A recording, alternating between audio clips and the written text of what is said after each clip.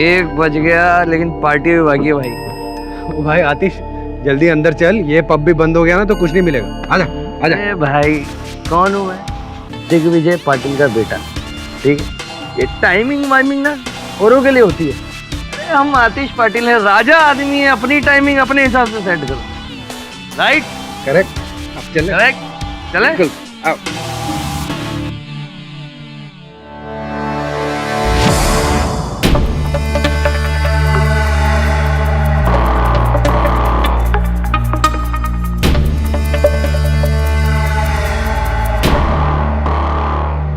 भैया महेश शिंदे ना, ये यहाँ क्या कर रहे थे रात?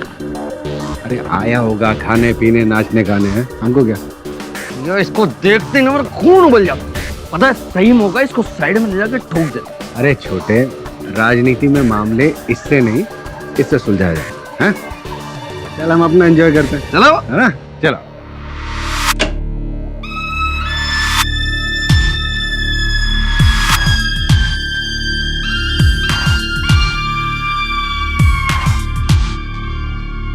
ये पब है क्या भैया?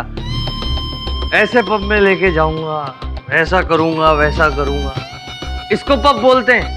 अरे ये शमशान घाट है, देखो भूत नजर आ रहे नाचते हुए। अरे वेयर इज क्राउड मैन? कहाँ है क्राउड? अब छोटे, रात को 1 बजे तुझे कौन से पब में क्राउड मिलेगा? टाइम बहुत हो गया ना। चलो तो कहीं और चलते हैं। अरे लेकिन अभी इस वक्त कहीं कुछ और नहीं मिलेगा। ये कम से कम खुला हुआ तो है।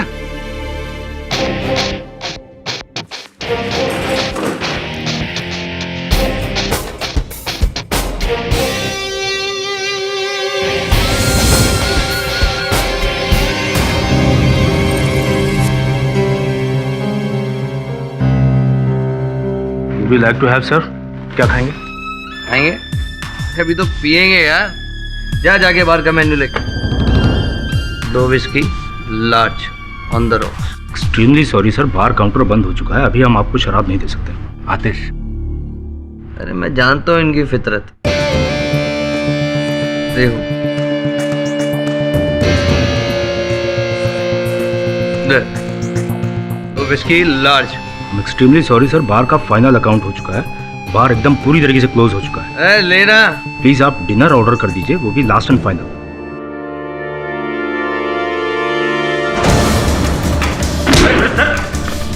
अरे ये क्या कर रहे हैं? ये क्या तरीका सर? सब थप्पड़ मारूंगा ना, जिंदगी भर घर वाले ढूंढते रह जाएंगे। क्या करेगा? छोड़, क्यों बेकार में बैठ बैठ, कूल। मैं तो वेटर हूँ साहब, मैं मेरे हाथ में कुछ होता तो मैं देता नहीं था क्या सर? नहीं मैं समझ सकता हूँ, थोड़ा सा कुछ पिया हो। मैं शराफत से बात कर रहा हूँ और ये कॉलर पकड़ के नहीं। अरे क्या कर रहा? क्या कर इसको? मार दूंगा साले को, यही दारू नहीं थी तो पागल हो गए क्या? इसको केस हो जाएगा या दारू ला। मेरे हाथ में कुछ होता तो मैं क्या करता नहीं था क्या? कौन देगा दारू? मेरे हाथ में नहीं है। कौन देगा? वो उसके हाथ में, बार टेंडर के हाथ में। मेरा नाम है आतिश पाटिल और दारू तो मैं आज पी के रहूंगा। चल दारू पिला। 2 लार्ज स्कॉच भैया। हाँ on the rocks. Sir bar close हो चुका है। इतनी गोलियां चलाऊंगा कि तेरी जिंदगी 2 मिनट में बंद कर दूंगा मैं। सर काउंटर क्लोज हो चुका है। हाँ भैया सुन, दारू पीनी मेरे को। आतिश, मैं पिलाता हूँ, अभी गन अंदर। मेरे को पुलिस केस भी हो। पीनी है। हाँ, मेरे को- सर थोड़ा तमीज तो सिखाइए। अरे मुझे तभी सिखा। क्या कर रहा? दिग्विजय पाटिल के बेटे को सिखाया तू? तेरी तो रुकिए सर, रुकिए प्लीज, ऐसा मत कीजिए प्लीज। प्रॉब्लम क्या मुझे बताइए प्लीज। प्लीज गन अंदर रखिए प्लीज। प्लीज शांत हो जाइए प्लीज, गन अंदर रख लीजिए प्लीज। प्लीज सर ऐसा मत कीजिए प्लीज, ऐसा मत कीजिए प्लीज। प्लीज प्लीज मत कीजिए ऐसा प्लीज।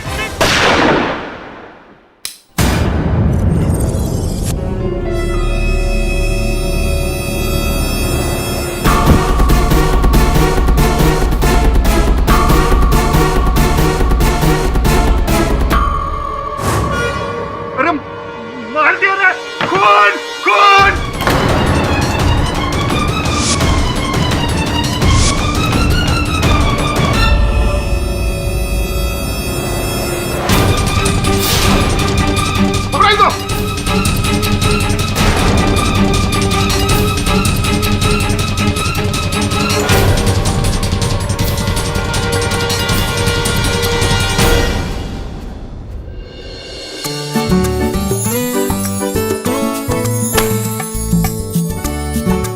अरे वरुण, मुझे कहाँ लेकर जा रहे हो? मुझे अपने दोस्तों के साथ मूवी देखने जाना था। अरे चले जाना, पहले अपना सरप्राइज तो देख लो।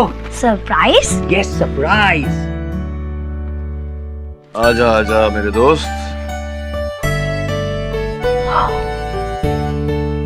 आपको मेरा बर्थडे याद था? याद नहीं, बाय हार्ट हो गया। तू पिछले 10 दिन से तो याद दिला रहा है कि मेरे बर्थडे में अब 9 दिन बचे, अब 8 दिन बचे, 7 दिन बचे, 6 दिन बचे, तो बाय हार्ट ही हो गया। चल ना, केक काट, मेरा मुंह क्या देगा। अरे सॉरी सॉरी सॉरी, ये रहा ले। Oh thank you.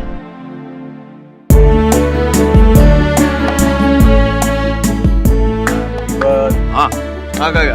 You happy birthday to you, happy birthday dear Tony, happy birthday to you। नहीं, मुझे नहीं, पहले सर को खिला, सीनियर है। अरे नहीं, पहले केडी से को खिलाओ। नहीं, पहले उसको खिला। नहीं, पहले पहले मैं ही खा लेता हूँ। हाँ, पहले तू ही खा ले। एक काम कर, एक केक पूरा ले जा, अपने दोस्तों के साथ बांट के खा जा। क्या बोल रहा है? अच्छा, गिफ्ट गिफ्ट गिफ्ट तेरे घर पे पहुंचा दिया है, तेरी मम्मी के पास। अब जा यहाँ से, भाग।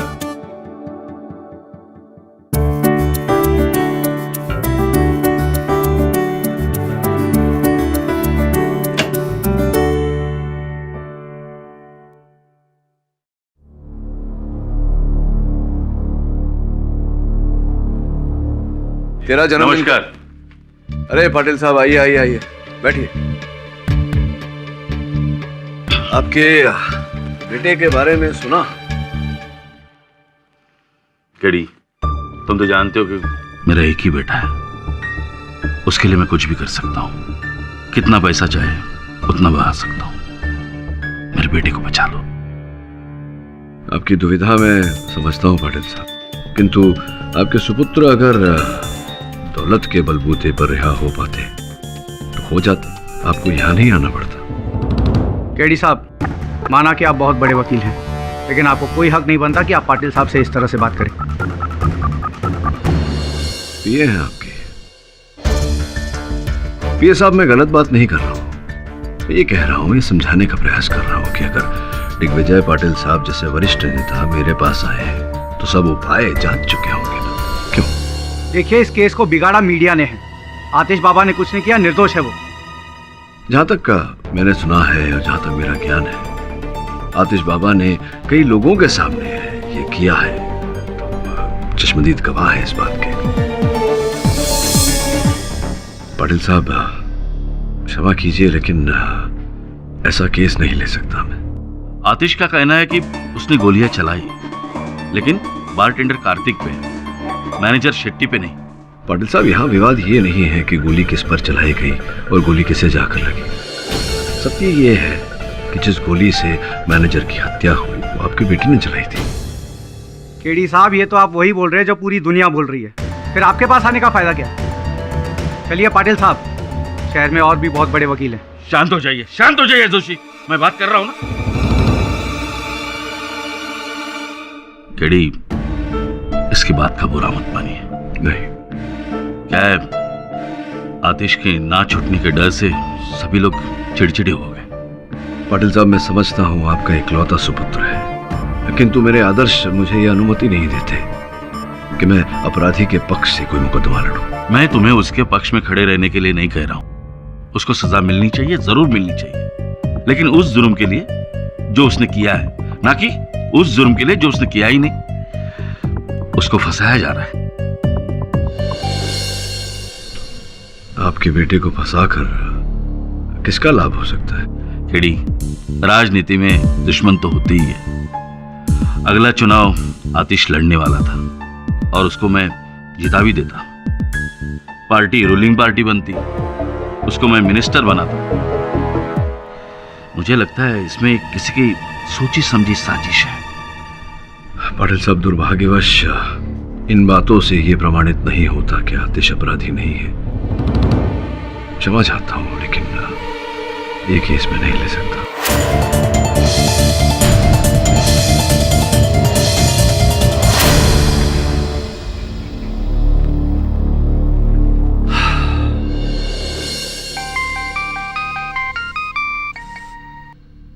केडी पाठक, आतिश पाटिल का केस लेकर तू अच्छा नहीं कर रहा है केडी। अच्छा, आप कौन बोल रहे हैं भाई साहब? मैं जो कोई भी बोल रहा हूँ, तू बस इतना समझ ले कि अगर तूने आतिश पाटिल का केस लिया तो ऐसी दर्दनाक मौत दूंगा कि तेरा केस लेने के लिए कोई वकील नहीं आएगा। बधाई हो भाई साहब, ये फोन करके आपने आतिश पाटिल के पक्ष में एक वकील खड़ा कर दिया।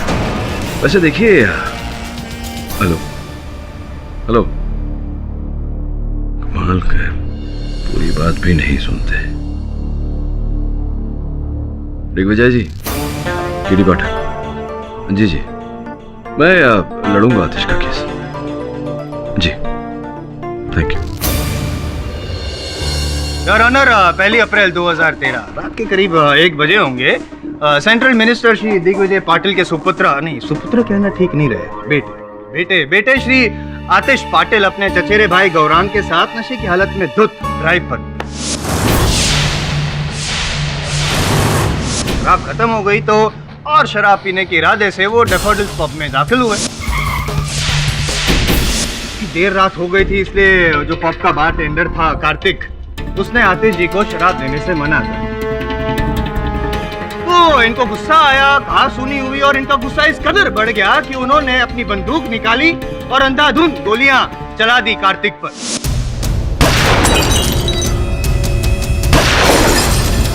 सिचुएशन को कंट्रोल करने के लिए योर ऑनर, जो पब के मैनेजर थे मिस्टर शेट्टी, वो बीच में आ गए।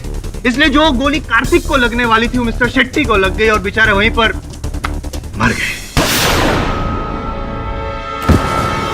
मानता हूँ योर ऑनर, मैं मानता हूँ कि ये कोई प्री मेडिटेटेड मर्डर नहीं है, लेकिन आवेश में आकर, गुस्से में आकर की गई हत्या जरूर है योर ऑनर। आतिश जी को लगा होगा कि भाई मैं तो बहुत ही प्रभावशाली परिवार से ताल्लुक रखता हूँ, मेरी जिद, मेरे ईगो के सामने कौन टिक पाएगा, मैं आराम से बच के निकल जाऊंगा, लेकिन को बच के जाने नहीं दूंगा आतिश जी। योर ऑनर, मेरे पास मौका वारदात पे मौजूद 10 चश्मदीद गवाह भी हैं। मौका वारदात से खूनी का पकड़ा जाना, और सबसे इंपॉर्टेंट अहम बात है ये मर्डर वेपन जिससे हत्या की गई थी, ये पिस्तौल। इस पर आतिश जी के उंगलियों के निशान भी है। इससे साफ जाहिर होता है कि ये खून आतिश जी ने ही किया है योर ऑनर।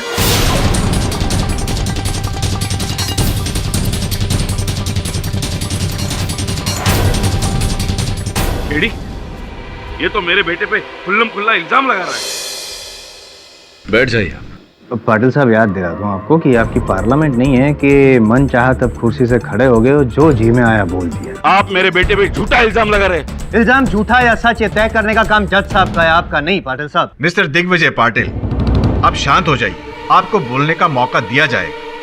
योर ऑनर, मुझे लगता नहीं है कि किसी को भी कुछ भी बोलने की जरूरत पड़ेगी आज यहाँ अदालत में, क्योंकि मेरे पास जरूरत से ज्यादा गवाह भी है और सबूत भी है, जिससे साफ जाहिर होता है कि एक फैक्ट न मिलने पर इन्होंने, आतिश जी ने निर्दोष आदमी बेचारे मिस्टर शेट्टी का खून कर दिया। मेरे हिसाब से तो सख्त से सख्त सजा सुनाई जाए इनको और केस खत्म कर दिया जाए, बस 10 मिनट से ज्यादा। Objection your honour. Your honour, मुझे इस बात में कोई संदेह नहीं कि अदालत का समय महत्वपूर्ण होता है, बहुमूल्य होता है। साथ साथ ये बात भी सत्य है कि अदालत के एक गलत निर्णय का प्रभाव एक नहीं अनेक लोगों के जीवन पर पड़ता है। इस कारण मैं अदालत से अनुरोध करता हूं कि इस केस की हर पहलू को जांचने परखने के बाद ही कोई निर्णय ले। पाठक साहब, मैंने जांच भी लिया और परख भी लिया, साफ साफ जाहिर है कि खून आतिश ने ही किया। अभी तो आप पाटिल साहब से कह रहे थे कि इस अदालत में निर्णय लेने का अधिकार केवल न्यायाधीश महोदय को है। मिस्टर जायसवाल, ये अदालत इस केस को विस्तार से सुनना और समझना चाहती है। जैसे आप चाहें योर ऑनर। इस केस को आगे बढ़ाने के लिए मैं अहम गवाह गौरांग भाटिया को कटघरे में बुलाने की अनुमति चाहूंगा। अनुमति है। गौरांग जी, तो बताइए उस रात क्या हुआ था?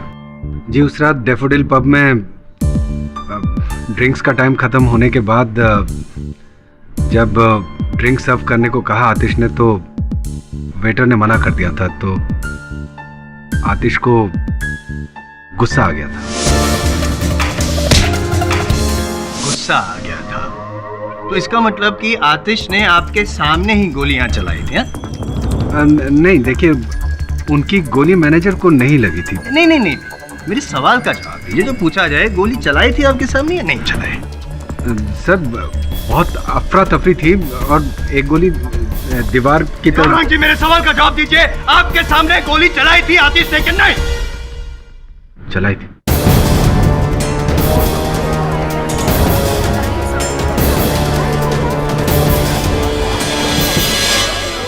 Order order, silence please.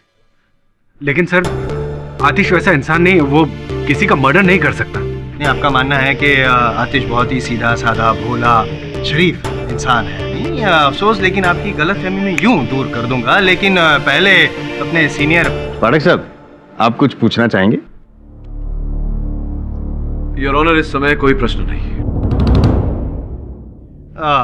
अब जा सकते हैं। योर ऑनर, मैं अपनी अगली गवाह आतिश जी की एक्स गर्लफ्रेंड लीना को बुलाना चाहूँगा। लीना जी 23 दिसंबर 2012 को आपने कांदीवली पुलिस स्टेशन में कंप्लेंट लिखवाई थी आतिश जी के खिलाफ कि उसने आपके सर पर लोहे के सलिए से वार किया और जानलेवा हमला किया था। क्या ये सच है? जी हाँ। बता सकती हैं आप ऐसा किस वजह से हुआ था? आतिश एक बददिमाग लड़का है जो मुझ पे शक करते रहता था। उस दिन हम स्टाइलिश इवनिंग रेस्टोरेंट में डिनर करने गए थे। वहां पर मुझे मेरा एक कॉलेज का पुराना दोस्त मिला था। मेरे दोस्त ने और मैंने काफी देर तक बातें की। बस आतिश को इस छोटी सी बात को लेकर जलन हुई और उसने खूब शराब पी। गुस्सा आया होगा उसने और आप पर, तो वार वहीं पे किया रेस्टोरेंट? जी नहीं, होटल के बाहर एक पार्किंग लॉट है, वहां पर उसने मेरे साथ खूब लड़ाई की और वहीं पर पड़ी एक लोहे की रॉड लेकर मेरे सर पर दे मारी। बस तभी मैंने सोच लिया था कि इस बददिमाग इंसान को सजा दिलवा कर रहूंगी।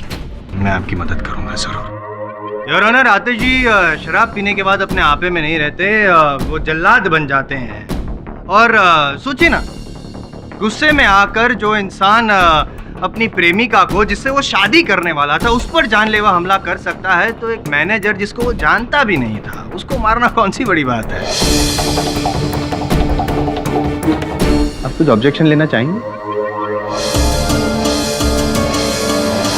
लीना जी, आपके कथन के अनुसार उस होटल की पार्किंग में आतिश ने आपके सर पर वार किया था, हमला किया था, तो स्पष्ट है कि उस पार्किंग में तो कोई गवाह रहा नहीं होगा जिसने देखा होगा आतिश को वार करते हुए। जो भी हो, ये जो होटल की पार्किंग थी, वो होटल मुंबई में कहाँ पड़ता है, किस इलाके में? जुहू में।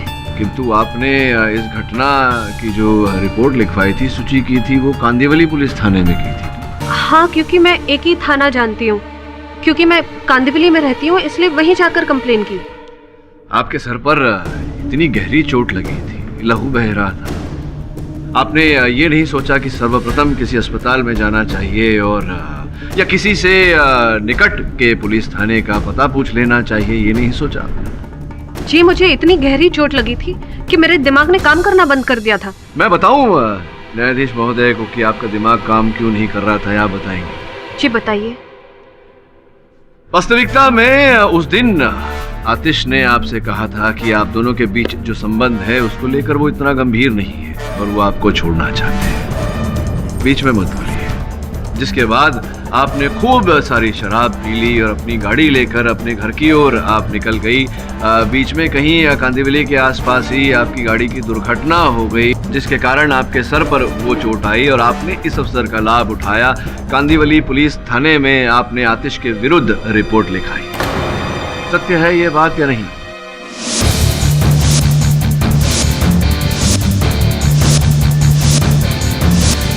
ये झूठ है, मेरा कोई एक्सीडेंट नहीं हुआ था।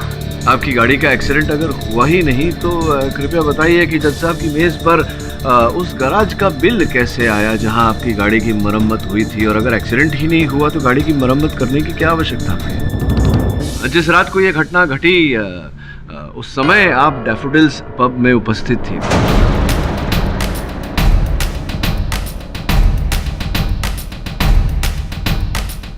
मैं वहां नहीं गई थी। अच्छा, आप नहीं गई थी, तो ये बताइए कि डैफोडिल्स पब की जो वैले पार्किंग है वहाँ आपकी गाड़ी का नंबर दर्ज है, तो बड़ा उत्सुक हूं जानने के लिए कि आपकी गाड़ी स्वयं वहां आपके बिना कैसे पहुंची। अब मैं वहां गई थी।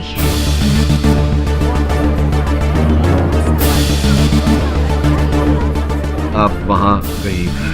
अब प्रश्न ये उठता है लीना जी कि आपको कैसे पता चला कि रात 1 बजे आतिश अपने चचेरे भाई के साथ वहां जाने वाले हैं। जी मैंने आतिश को फोन किया था। तो कुल मिला के ये समझ में आ रहा है कि आप आतिश की हत्या करने की मंशा लेकर वहां गई।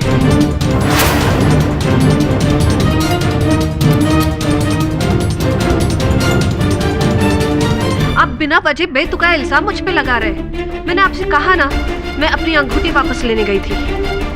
कमाल करती हैं लीना जी आप। अब रात के 1 बजे अंगूठी वापस लेने का उपयुक्त समय तो होता नहीं है ना?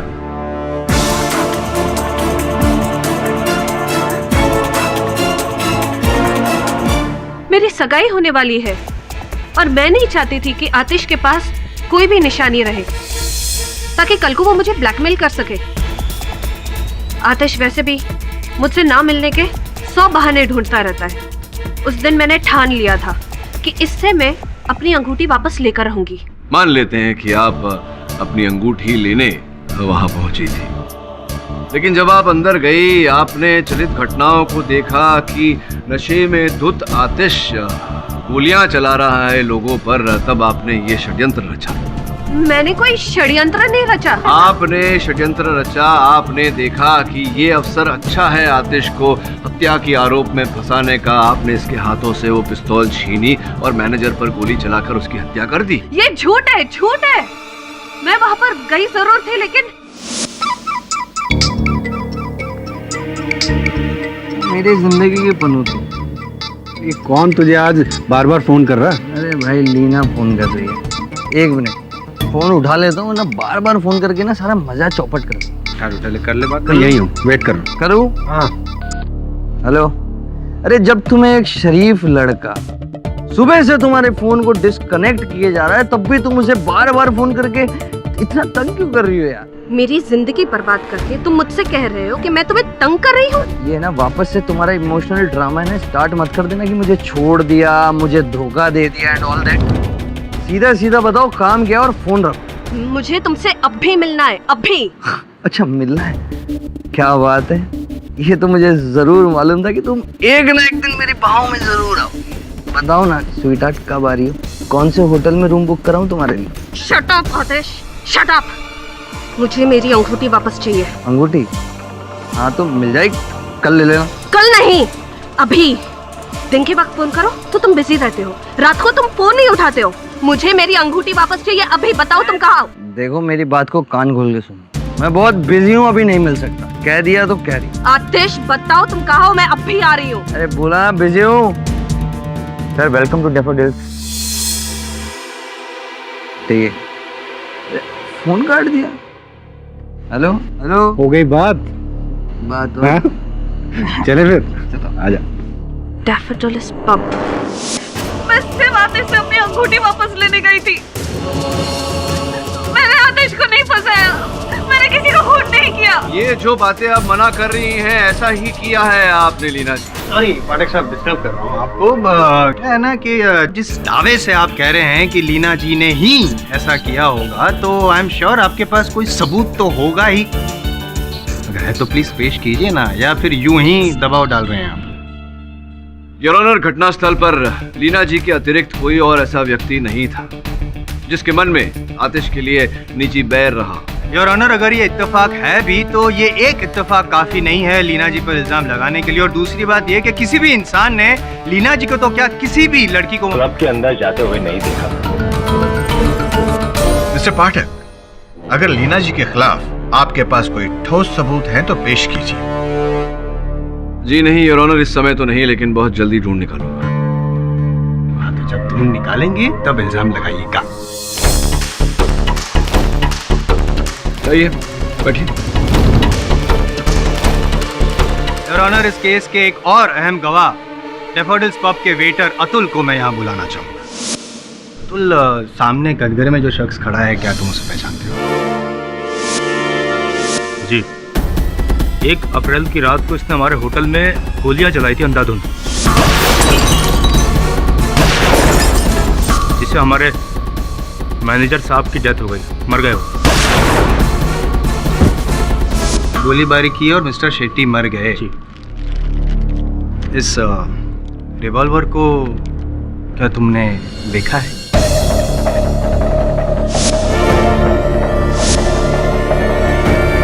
आतिश के हाथ में जो रिवॉल्वर थी वो बिल्कुल ऐसी थी।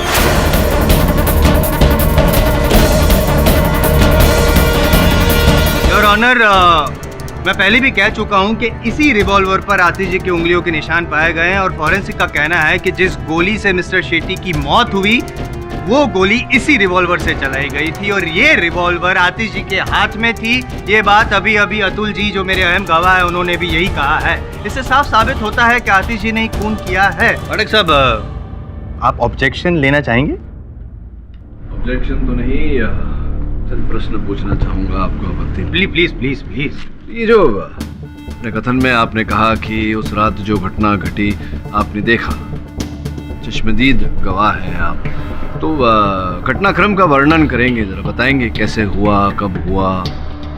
कुछ नहीं सर, आतिश को दारू देने से मना किया तो इन्होंने झगड़ा शुरू कर दिया। गोली चल गई सर इनके हाथ से। गोली चल गई इनके हाथ से अचानक, यूं ही चल मतलब गई? चला दी इन्होंने चलाई? जी सर। अच्छा अच्छा। तो कितनी गोलियां चली थी उस रात? 3 गोलियां चली सर। 3 गोलियां चली थी। पहली गोली कहाँ लगी? पहली गोली लगी बॉटल में। कौन से बॉटल में, कहाँ थी? मतलब जो पीछे की तरफ लगी होती है ना लाइन से, तो उनमें से किसी एक बॉटल पे लगी, जो बार में जी, बोतल जी। रखी रहती है। दूसरी गोली कहाँ लगी? वो लगी। और तीसरी गोली कहाँ लगी? तीसरी गोली शेट्टी साहब को लगी। तीसरी गोली शेट्टी साहब को लगी। देखा आपने उनको गोली लगते हुए? नहीं, मतलब आपने उनको गोली लगते हुए देखा?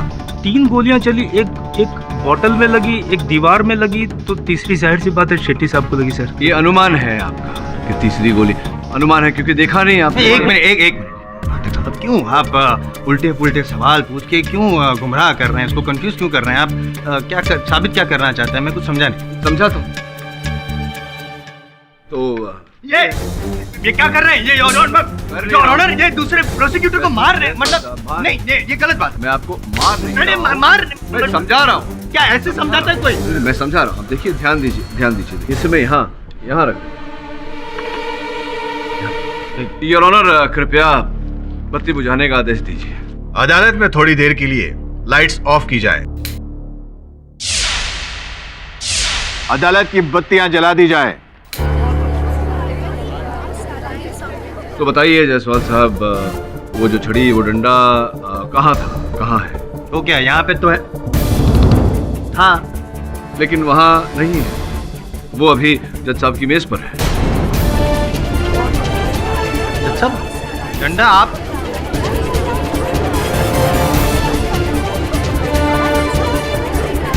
ऑर्डर। आपके पास डंडा कैसे पहुंचा?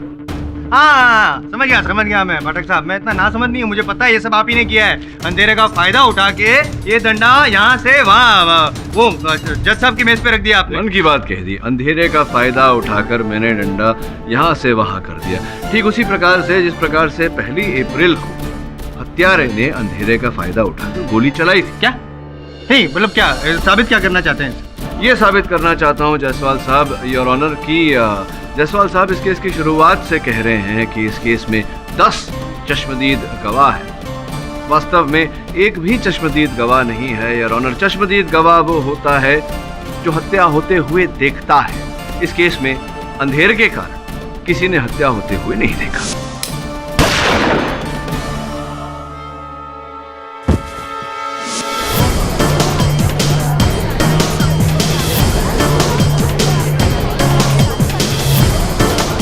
योर ऑनर, वहां उपस्थित किसी भी व्यक्ति ने आतिश को वो तीसरी गोली चलाते हुए नहीं देखा जिस गोली से मैनेजर शेट्टी की हत्या की गई। क्या मजा आ गया। नहीं पाठक साहब, लाइट जाने से पहले और लाइट आने तक ये जो रिवॉल्वर है ना, वो आतिश के हाथ में ही थी। योर ऑनर, आतिश ने अपने कथन में कहा है कि जैसे ही अंधकार हुआ किसी व्यक्ति ने उनके हाथों से ये पिस्तौल छीन ली इतनी कहने में क्या जाता है? कह तो रहे हैं ये कि उन्होंने खून भी नहीं किया, निर्दोष है, लेकिन साबित भी तो करना पड़ेगा ना सर।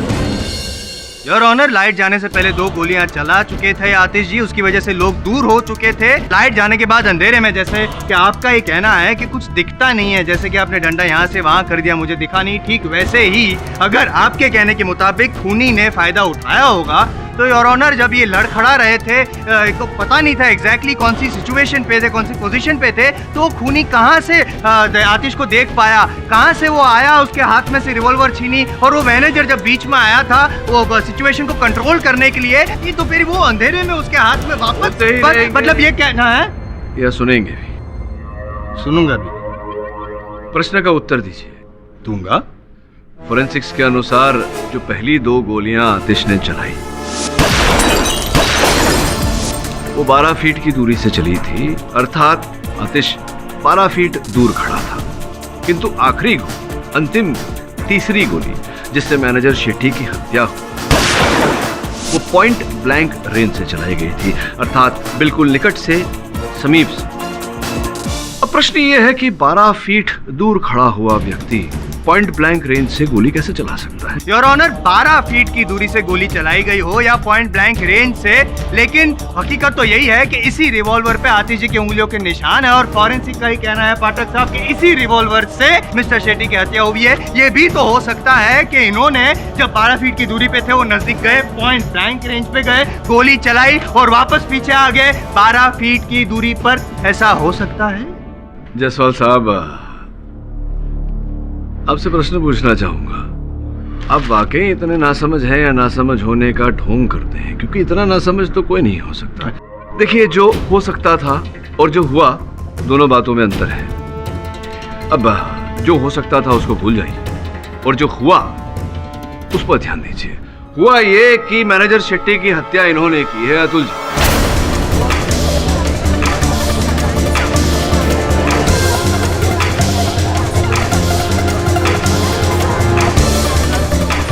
नहीं मारा सर, किसी को नहीं मारा मैंने सर। अरे तुम्ही ने मारा है उन्हें। पाठक सर जी, बिना वजह एक बेकसूर इंसान पर इल्जाम लगा रहे हैं। नहीं, बिना वजह, बिना किसी कारण के नहीं। कारण ये है कि जब घोर अंधेरा हुआ वहां पर घटनास्थल पर, सबसे निकट यही थे। करीब था सर, मगर मैं उन्हें क्यों मारूंगा सर? क्योंकि आप बदले की भावना रखते थे उनके लिए। वो हमें बहुत प्यार करते थे सर। प्यार करते थे, आदर सम्मान। तो क्यों आदर सम्मान करते थे आप उनका? उन्होंने 3 साल से आपको प्रमोशन नहीं दिया था, वेतन नहीं बढ़ाई थी, इस कारण से? या सबके सामने वो आपको गाली गलौज किया करते थे आपके साथ इसलिए? या फिर कभी कभार आपको सबके सामने वो हाथ भी उठाते थे, तमाचा मारते थे, इसलिए? क्यों इतना आदर सम्मान करते थे? वो मालिक थे, मालिक तो कभी भी किसी को कुछ भी कह सकता है, लेकिन सर हमारे दिल में उनके लिए कभी कोई बुराई नहीं थी। बुराई भी थी और हीन भावना भी थी, इसलिए आपने मैनेजर शेट्टी को मारने का षड्यंत्र रचा, और 1 अप्रैल को जब आपको अवसर मिला आपने उनकी हत्या कर दी।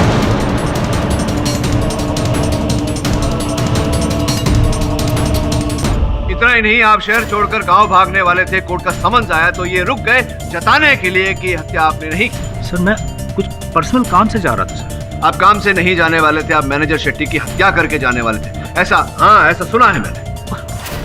कौन बोला सर आपको? ये आपके बंधु ने बताई मुझे। आपकी सारी सच्चाई इसी ने बताई। सर क्यों झूठ बोल रहे हैं? मैंने ऐसा कोई बयान नहीं दिया है। मैं क्यों झूठ बोलूंगा? आप सोचिए अतुल जी, मैं क्यों झूठ बोलूंगा? इसने आपके बारे में सब कुछ बताया, ये भी बताया कि आप दोनों एक साथ में उस पब में काम करना शुरू किए, इनकी तरक्की हो गई, ये बारटेंडर बन गए, आप वेटर के वेटर। कहा था कि नहीं आपने मुझे?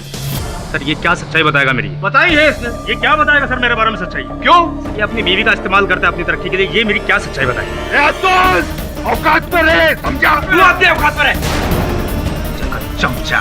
अभी तक तो मैंने सच नहीं बताया था, लेकिन अब बताता हूँ, ये मैनेजर को मारना चाहता था।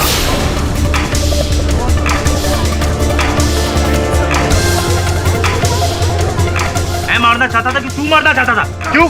तूने नहीं बोला था मैनेजर की गर्दन काट के गांव भाग जाना चाहता है? चुप कर बीवी का दलाल।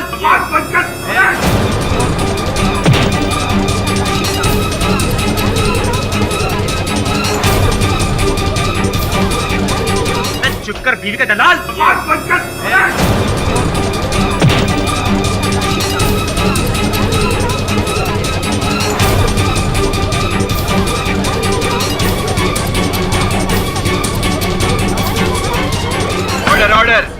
Silence please. हाँ, शांत हो जाइए अतुल जी। Sorry sir. नहीं, कोई बात नहीं।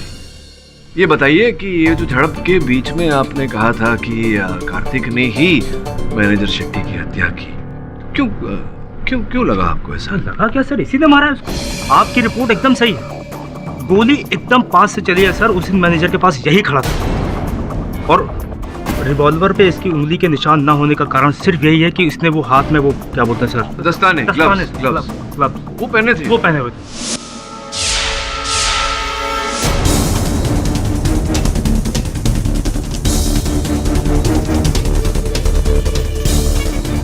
क्या लगता है आपको, क्या कारण रहा होगा जिस कारण इन्होंने हत्या की होगी शेट्टी साहब? सर, कार्तिक की बीवी मालिनी हमारे होटल में वेटर है, तो मैनेजर और मालिनी के बीच में अफेयर था सर। ये बात होटल में सबको पता है। तौबा, बस बैठिए, आप उन्हीं से पूछते। Thank you sir. देखिए कार्तिक जी, ये जो बात यहाँ खुली है अदालत में, क्षमा चाहता हूँ। स्त्रियों के लिए, महिलाओं के लिए मेरे मन में बहुत आदर है, इस कारण मैं आपकी पत्नी को यहाँ अदालत में नहीं घसीटना चाहता। कृपया जो सच है बता दीजिए ना न्यायाधीश महोदय को, आप खुद ही स्वयं। सर, मेरी बीवी गलत नहीं है, गलत था वो शेट्टी। मेरी बीवी पे गलत नजर रखता था सर वो। सर, सर मुझे 2000 रुपए एडवांस में चाहिए। हर महीने तुम्हें 2000 रुपए चाहिए? सर, बच्चों की स्कूल फीस के लिए चाहिए थे। मालिनी, मैंने तुम्हारे कहने पे तुम्हारे पति को नौकरी पे रखा, तो वेटर से बारटेंडर बनाया, लेकिन इसमें मेरा क्या फायदा? सर, मैंने आपसे कितनी बार कहा है कि मैं ऐसी औरत नहीं हूँ, और आप हमेशा मुझे परेशान करते रहते हैं। आप जो चाहते हैं वैसा कुछ नहीं होगा।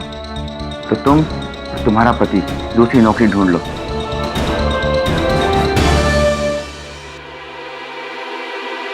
मैं मानता हूं सर, उसने हमें तरक्की गंदे इरादे से दी। मैं बहुत नफरत करता था सर उससे, पर मैंने नहीं मारा उसे। सर, नहीं मारा मैंने उसे।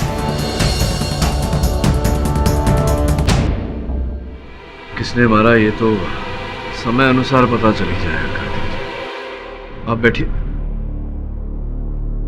योर ऑनर, इस समय पर मैं मिस्टर महेश शिंदे को कटघरे में बुलाने की अनुमति चाहता हूँ। Mahesh Shinde, I object your honour. Mahesh Shinde का इस केस से क्या लेना देना है your honour. Mister Mahesh Shinde विरोधी दल के नेता हैं, मिस्टर पाटिल के प्रतिद्वंदी हैं, और दोनों के बीच व्यक्तिगत बैर न हो, किंतु राजनीतिक लड़ाई अवश्य है। और मिस्टर शिंदे का घटनास्थल पर उपस्थित होना मेरे मन में प्रश्न खड़ा करता है यार, जिसका उत्तर अगर वो कटघरे में आकर दे तो अच्छा होगा। मिस्टर महेश शिंदे को बुलाने की इजाजत है। शिंदे साहब, आप तो विरोधी दल के वरिष्ठ नेता हैं। आप जैसा व्यक्ति वहां हत्या के समय डैफोडिल्स बार में क्या कर रहा था? लीडर इंसान नहीं होते केडी। लीडर इंसान नहीं होते केडी। ये आप प्रश्न पूछ रहे हैं मुझसे या कथन दे रहे हैं? मैं सवाल ही पूछ रहा हूँ। ओके। मैं एक इंसान हूँ जो उस दिन किसी से मिलने के लिए वहां गया था। हाँ, वैसे जो प्रत्यक्षदर्शी साक्षी क्रम था उसमें आपका नाम नहीं था, ये विटनेस लिस्ट में आपका नाम नहीं था। क्यों ऐसा? जज साहब, मैं पब से तभी निकल गया था जब आतिश और गौरांग पब में घुस रहे थे। पुष्टि कर लेते हैं इस बात की। आतिश, क्या शिंदे साहब सही कह रहे हैं? आपने इन्हें वहां से प्रस्थान करते हुए देखा था? जी हाँ सर, ये उस वक्त वहां से वापस जा रहे थे।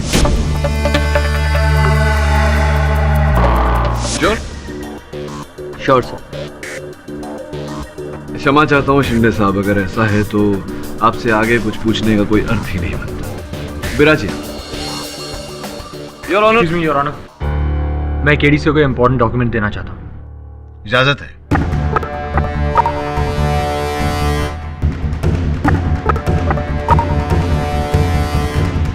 आखिर क्या है इस रिपोर्ट में? योर ऑनर, अभी अभी मेरे हाथ में विद्युत विभाग की एक सूची आई है जो इस केस का रुख बदल कर रख देगी।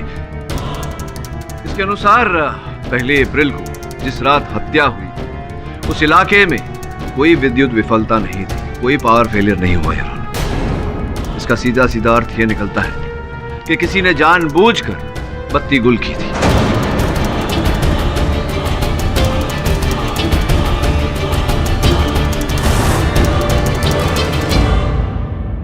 एक्सक्यूज मी योर ऑनर, लेकिन पाठक साहब इससे आप क्या साबित करना चाहते हैं? नहीं समझे? जब तक आप समझाएंगे नहीं तब तक नहीं, ये देखिए, सामान्य ज्ञान के अनुसार अगर इलाके में बत्ती न गई हो और एक ही स्थान पर बत्ती गई हो, उसी स्थान पर जहां हत्या हुई हो, तो 2 + 2 4। इसका अर्थ यह होता है कि जिसने भी बत्ती गुल की उसका इस हत्या के साथ या तो सीधा सीधा या घूमकर जुड़ाव अवश्य है।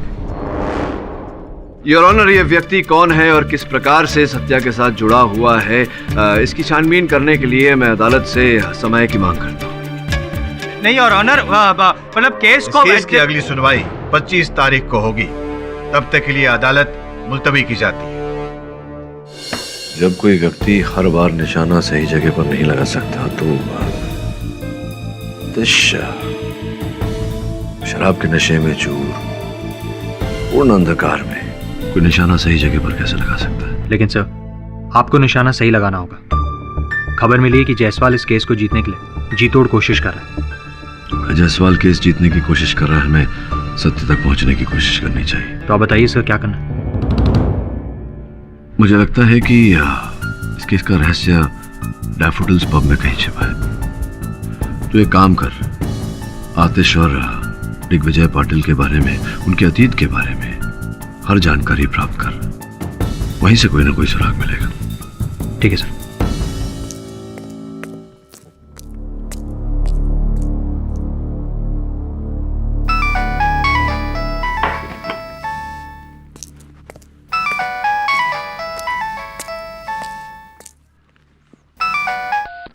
हेलो। तुझे मना किया था ना आतिश का केस लेने से? मरने का शौक है क्या तुझे? मौत सबको आनी है, कौन इससे छूटा है? तू फना नहीं होगा, ये ख्याल झूठा है। ये शेर तुझे बहुत महंगा पड़ेगा केडी। अब शेर ही क्या जो हल्का हो। एक बात और सुन लीजिए, अगर आतिश निर्दोष है तो मेरे होते हुए ऐसी कोई अदालत नहीं दुनिया में जो उसे दोषी साबित करे। अच्छा, तो अपने दिन गिनने शुरू कर दे। ओके, 1 2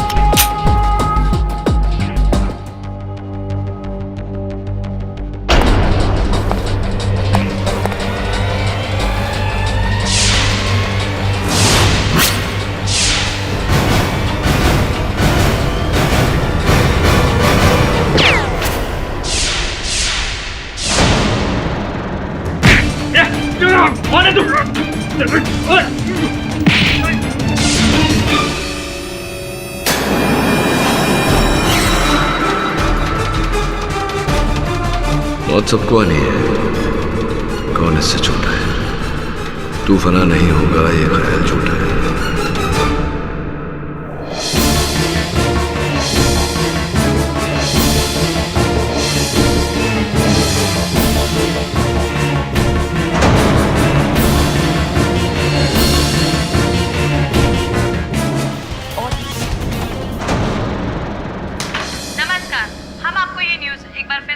चाहेंगे कि देश के मशहूर लॉयर मिस्टर केडी पाठक पर अज्ञात व्यक्ति द्वारा जानलेवा हमला हुआ है। इस हमले की वजह दिग्विजय पाटिल के बेटे आतिश हो सकते हैं, क्योंकि हाल ही में इस न सुलझने वाले केस पर केडी पाठक ने एक नए रूप से रोशनी डाली है। केडी पर हमला करने वाले वो लोग हो सकते हैं जो कि ये नहीं चाहते कि आतिश पाटिल कार्तिक मर्डर केस से बरी हो। मिस्टर केडी पाठक का ऑपरेशन पिछले 5 घंटों से चल रहा है। उनकी हालत अभी भी नाजुक बताई जा रही है। डॉक्टर्स का कहना है कि अगले 24 घंटे तक कुछ भी कहना संभव नहीं होगा। केडी पाठक पर ताज़ा जानकारी के लिए हमारे साथ बने रहिए। नमस्कार।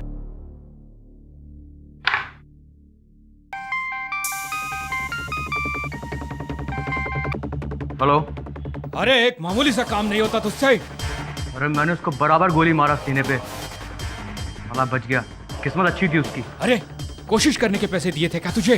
अरे केडी बच गया तो क्या हुआ, हालत देखिए उसकी कितनी खराब है।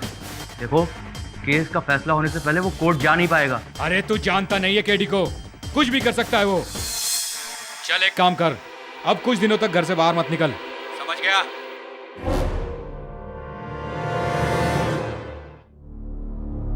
डॉक्टर प्रकाश, आपकी कैजुअल्टी वार्ड में सख्त जरूरत है।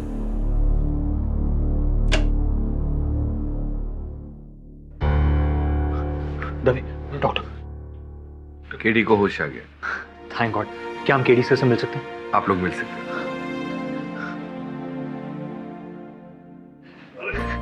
सर थैंक गॉड आप ठीक है। अरे रिलैक्स रिलैक्स वरुण, क्या कर रहा है? गोली लगी है, इमोशनल हो गया ये तुम्हें। गोली से नहीं मारा तो प्यार से मार देगा। आई एम सॉरी सर। मैं ठीक हूँ वरुण, लगता है पूरी तरह से ठीक होने में कुछ समय लगेगा। केडी तुम्हें किस पर शक है? कौन हो सकता है जिसने तुम पर हमला किया? पता नहीं यार, लेकिन धमकी भरे कॉल्स आ रहे थे कि मैं आतिश का केस छोड़ दूं। इसलिए मुझे लग रहा है कि जिसने भी मुझ पर गोली चलवाई उसका संबंध तो अवश्य है आतिश के केस के साथ। सर कल आतिश के केस की पेशी है, अगर आप कहें तो मैं दिग्विजय जी से कह दूं कि वो कोई दूसरा वकील। सोचने वाली बात है। तो एक काम करो,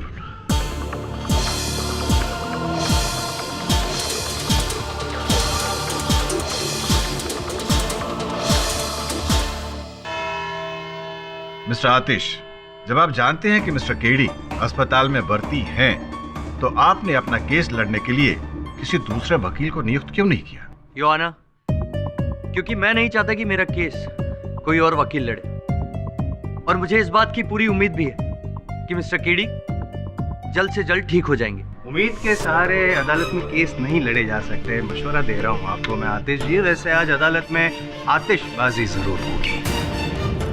योर ऑनर, आतिश जी ने इसी पिस्तौल से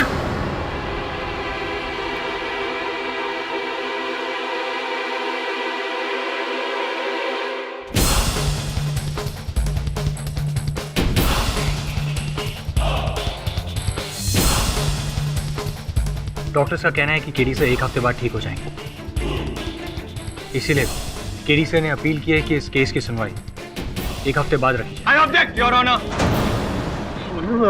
पाठक साहब के साथ जो हुआ मुझे बहुत गम है उस बात का, हमदर्दी भी है योर ऑनर, लेकिन भावनाओं की कोई जगह नहीं होती ना अदालत में। और वैसे भी ये जो केस है वो सुर्खियों में आया हुआ महत्वपूर्ण केस है। एक हफ्ते तक डिले करना मुझे लगता नहीं सही होगा। क्या पता पाठक साहब एक हफ्ते में ठीक ना हो, 2 हफ्ते भी लग जाएं और शायद योर ऑनर। मिस्टर जायसवाल, ये सच है कि इस केस की सुनवाई को 1 हफ्ते के लिए बढ़ाना मुश्किल है, पर हर मुल्जिम को एक मौका मिलना चाहिए अपनी सफाई पेश करने का। इसलिए मैं मुल्जिम मिस्टर आतिश को 1 दिन की मोहलत देता हूं अपने लिए कोई दूसरा वकील नियुक्त करने के लिए।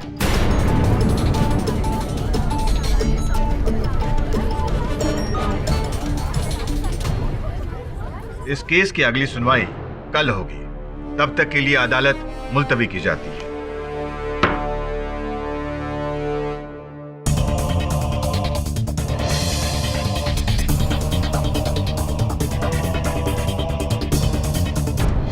सर, कोर्ट ने साफ शब्दों में कहा है कि कल अदालत में आतिश पाटिल के केस पर सुनवाई होगी। इस बात पर आप क्या कहना चाहेंगे? मुझे जो भी कहना है अब अदालत में ही कहूंगा। सर, आपको लगता है आप इस हालत में कोर्ट में जाकर केस लड़ सकेंगे? क्यों, मेरी हालत बिल्कुल ठीक है, पूर्ण रूप से स्वस्थ हूँ मैं, और कल आतिश पाटिल को अदालत में बचाने के लिए मैं अवश्य उपस्थित रहूंगा। No more questions please. आप देख सकते हैं हम इस वक्त सिटी हॉस्पिटल में मौजूद हैं, जहां पर केडी ने साफ शब्दों में कहा है कि वो अब पूर्ण रूप से स्वस्थ हैं और कल कोर्ट जाकर आतिश पाटिल के केस में जरूर हाजिर होंगे। इस खबर को सुनकर आतिश पाटिल और दिग्विजय पाटिल को जरूर राहत मिली होगी, पर हमलावर जरूर सदमे में होगा, क्योंकि एक बात तो तय है कि हमला करने वाला ये नहीं चाहता कि केडी आतिश का केस लड़े, जो कि अब कल केडी ही लड़ेगा। कैमरामैन नितिन के साथ अंजलि छाबड़िया, SK न्यूज़।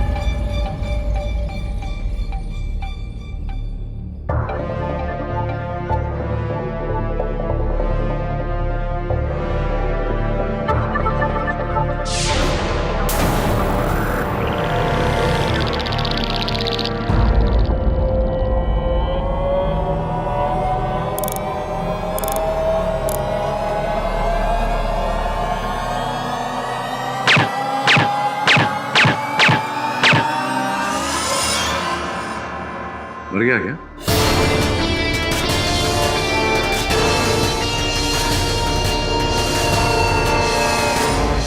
मुझे नहीं लगता इससे कोई लाभ होगा। जहां तक मेरा ज्ञान है, इस पिस्तौल में सिर्फ 6 ही गोलियां आती हैं। वो तो चला चुके ना।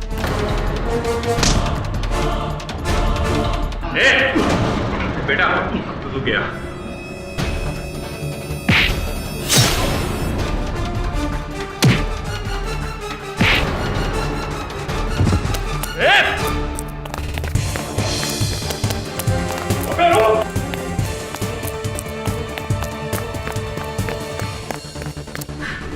Okay.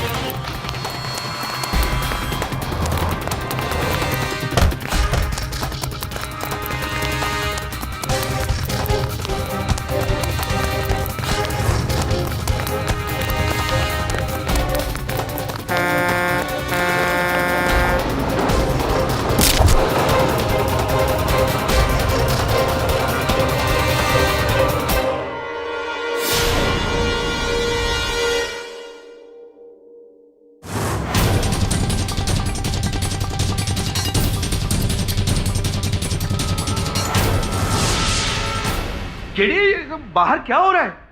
अरे गोलियां, गन, केडी तुम्हारा जख्म खुल गया है। केडी ये सब क्या है? What is happening here? एक शूटर केडीसी को मारने आया था, गोलियां चलाकर भाग गया। शूटर आया था?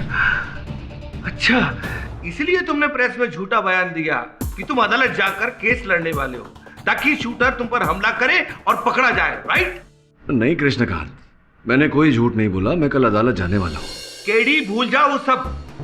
तुम्हें खतरे से बाहर आए हुए अभी 1 दिन भी पूरा नहीं हुआ है और तुम केस लड़ने की बात कर रहे हो?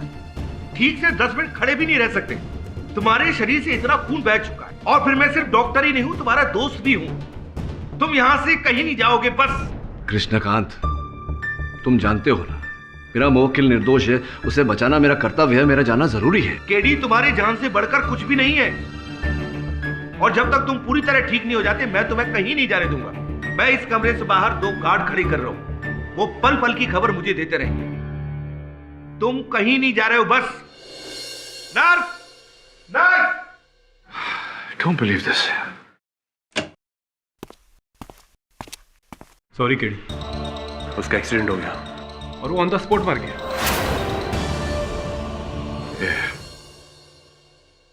पता लगवा कौन था? कोई सुराग मिला उसकी बॉडी में से? हाँ, एक मोबाइल मिला है।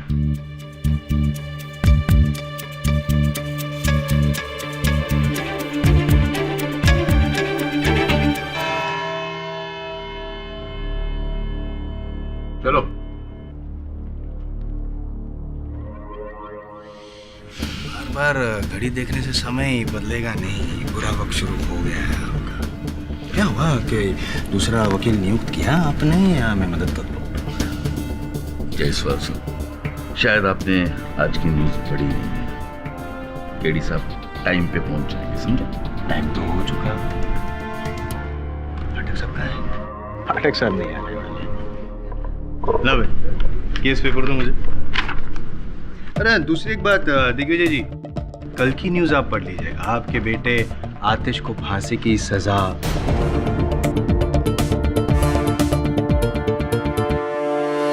मिस्टर आतिश, कौन है आपके डिफेंस लॉयर?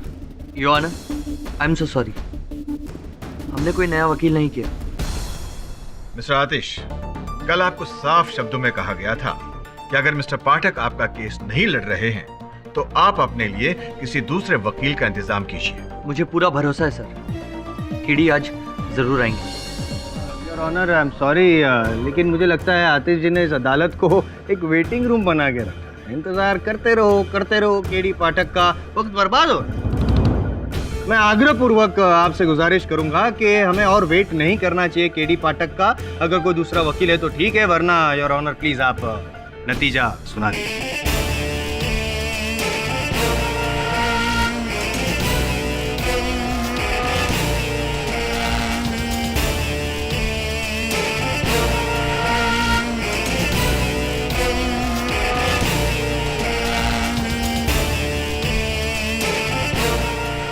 पाठक साहब, कैसी तबीयत आपकी? योर ऑनर, देर से आने के लिए क्षमा चाहता हूँ, पर वो कहते ना, देर आए दुरुस्त आए। माफ कीजिएगा पाठक साहब, आप दुरुस्त नहीं आए, सिर्फ देर से। और योर ऑनर, देर से इस अदालत में आना नियमों के विरुद्ध है। मैं मानता हूं कि अदालत में देर से आना नियमों के विरुद्ध है, लेकिन गलत फैसला सुनाना नियमों के उल्लंघन से ज्यादा शर्मनाक बात होगी। इसलिए अदालत की कार्रवाई शुरू की जाए।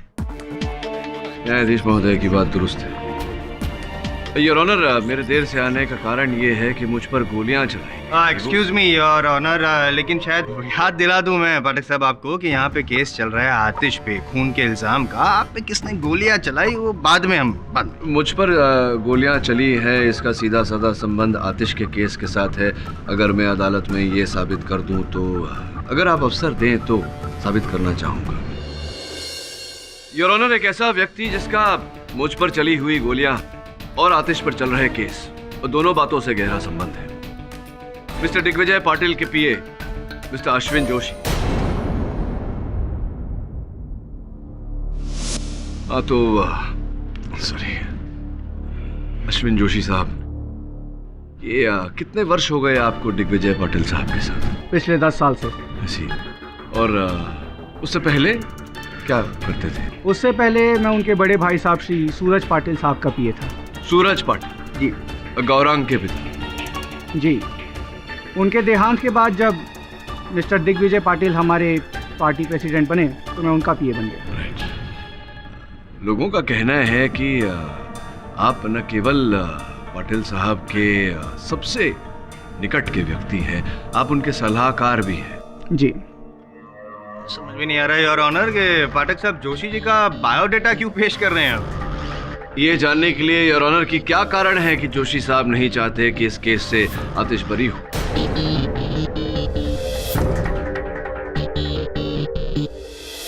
देखिए केडी साहब, ये गोलमोल बातें मेरी समझ में नहीं आती है। आपको जो भी कहना है पॉइंट टू पॉइंट बात कीजिए। चलिए पॉइंट टू पॉइंट बोलता हूँ। आप दद्दू बालम नामक किसी व्यक्ति को पहचानते हैं, जानते हैं? जी नहीं, पहली बार सुन रहा हूँ ये नाम। पहली बार आप ये नाम सुन रहे हैं?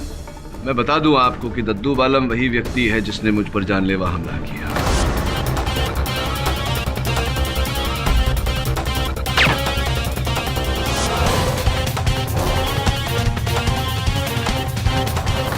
किया होगा, मैं क्या कर सकता हूँ इसमें? नहीं, आप कर क्या सकते हैं वो बात की बात है। जो किया आपने वो ये कि जब जब मुझे दद्दू ने फ़ोन पर धमकी दी या मुझ पर जानलेवा हमला किया, उससे पहले और उसके बाद आपने अपने दूरभाष यंत्र पे दद्दू से बातचीत की, वार्तालाप की।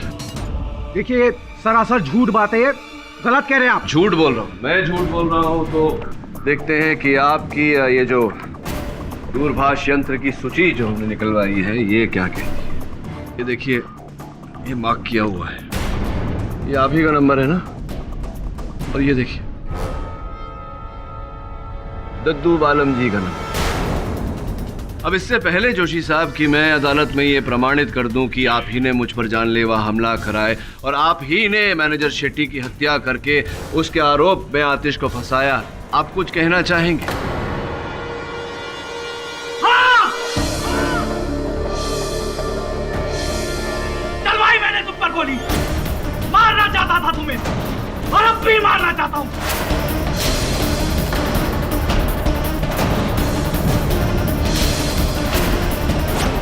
ये तो बताइए कि आपने बेचारे मैनेजर शेट्टी को क्यों मारा? उसे नहीं मारा मैंने। अच्छा, विचित्र बात है, मुझी से भूल हो गई लगता है। मैंने सोचा कि आप नहीं चाहते थे कि मैं प्रमाणित करूं अदालत में कि आपने मैनेजर शेट्टी की हत्या की, इसलिए आपने मुझे मारना चाहा। मारना तो चाहता हूं तुम्हें। क्यों? क्योंकि मैं नहीं चाहता कि तुम इस आतिश को निर्दोष साबित करो और वो इस केस से छूटे।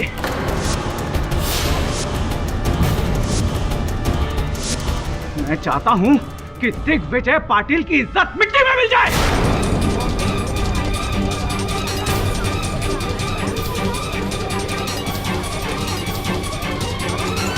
धोखेबाज, अस्तिन के सांप, छोड़ूंगा नहीं मैं तुझे। छोड़ छोड़ कर। Order order. हाँ हूँ धोखेबाज, हूँ आस्तीन का सांप। आपकी तरह सच्चाई और ईमानदारी का पुतला नहीं हूं मैं। क्या क्या क्या किया क्या है आपने? हाँ, क्या क्या आज तक मेरे लिए? ये हमारे शिंदे साहब आपकी वजह से छोड़कर गया पार्टी, आपकी ईमानदारी की वजह से।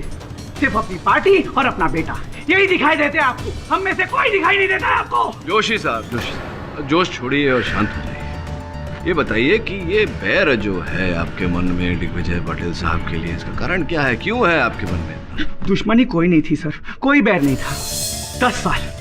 10 साल ईमानदारी से सेवा की इनकी। अपनी अक्ल से, अपनी सूझबूझ से इन्हें सलाह दी, जिसके बल पर आज ये मिनिस्टर बने। बदले में कुछ नहीं मांगा मैंने इनसे, सिर्फ एक बार एक छोटी सी चीज मांगी थी। पाटिल साहब, एक बात करनी थी आपसे। बोलो जोशी। हो सकता है आपको थोड़ा अजीब लगे, आप ये सोचे कि ये जोशी क्या बोल रहा है।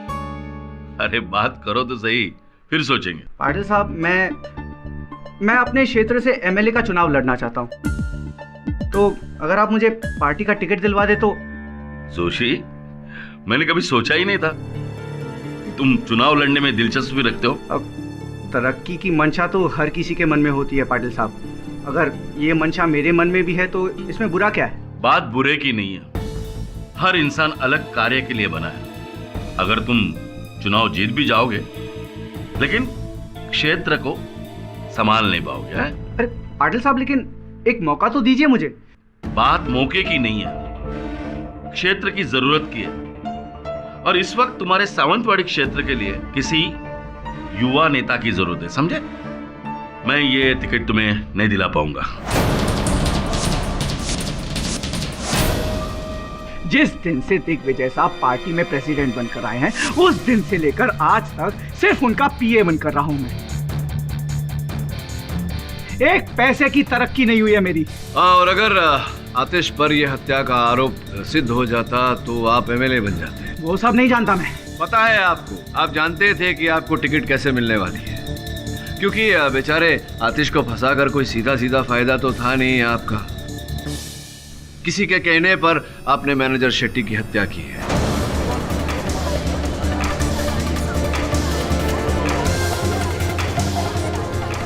देखिए केडी साहब, मैं आपसे पहले भी कह चुका हूँ कि मैनेजर शेट्टी को मैं नहीं जानता, मैंने उसे नहीं मारा। आप ही ने की है। और ऑनर, जोर जबरदस्ती की जा रही है यहाँ पे जोशी जी पे इकबाल जुर्म करवाने के लिए। I object. Objection over.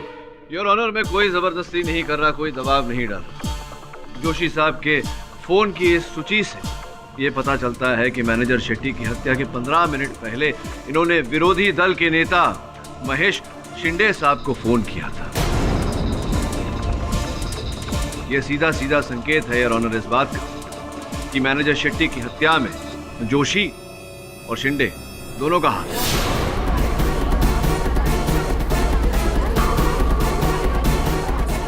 Order order, silence in the court please. अरे केडी साहब, मैं आपसे कितनी बार कहूं, मैंने कोई खून नहीं किया।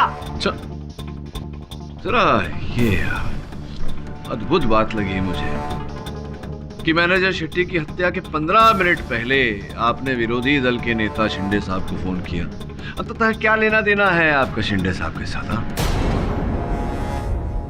बताता हूँ। क्या हुआ जोशी जी, टिकट देने से मना कर दिया ना? क्या बताऊं शिंदे साहब, पहली बार इतना ईमानदार आदमी देखा। अरे पाटिल साहब को अपने लोगों से ज्यादा अपनी पार्टी की पड़ी। भाई जोशी जी, राजनीति का पहला असूल है कि ना तो कोई किसी को टिकट देता है और ना ही कोई टिकट लेता है, बल्कि षड्यंत्र पूर्वक उसे छीना जाता है। आप कहना क्या चाहते हैं? कैसे मिलेगा मुझे टिकट? गद्दार बनो, गद्दारी करो, दिग्विजय और उसके बेटे की पल पल की खबर मुझे देते रहो। लेकिन उससे क्या होगा? अरे यार, तुम रहोगे पिए के पिए ही। मैं दिग्विजय और उसके बेटे के खिलाफ ऐसी साजिश रचूंगा कि वो पब्लिक में बदनाम हो जाएंगे और उनका राजनीतिक कैरियर बिल्कुल खत्म हो जाएगा। लेकिन उन्हें बर्बाद करके मेरा क्या फायदा है? उनकी पार्टी कमजोर हो जाएगी और तुम मेरी पार्टी से चुनाव लड़ोगे। तुम गद्दी से मतलब रखो यार, कहाँ पार्टियों के चक्कर में पड़े रहते हो? जाओ निकलो।